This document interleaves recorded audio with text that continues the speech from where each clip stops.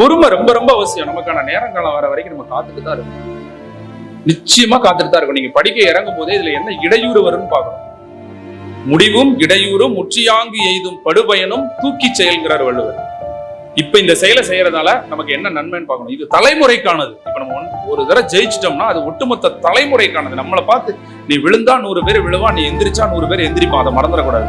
நீ செய்யற இந்த ஒரு செயல், நாளைக்கு போய் ஒரு இடத்துல வேலைக்கு போறேன்னா நிச்சயமா அந்த மாசம் ஒரு சம்பளம் வாங்கலாம். அந்த சம்பளத்தை வச்சு நம்ம சாப்பிடலாம், இல்ல நம்ம மருத்துவ செலவு பார்க்கலாம். அவ்வளவுதான். ஆனா இப்ப நீ உட்கார்ந்து படிக்கிறேன்னா இது உன் தலைமுறைக்கானதுங்கிறது நீ புரிஞ்சுக்க. தலைமுறைக்கான செயல் என்னைக்குமே நேர் வழி சுத்துதான். உடனே நிறைவேறாது. கஷ்டமா தான் இருக்கும். நேர் வழி ரொம்ப லேட் ஆகும். நேர் வழி சுத்துதான். ஆனா அதுதான் நிரந்தரமானது. பொறுமையா இருந்துதான் வெற்றி அடைய வேண்டியிருக்கும். இப்ப உள்ள போட்டித் தேர்வு மாணவர்கள் அந்த பொறுமையவே பார்க்கல.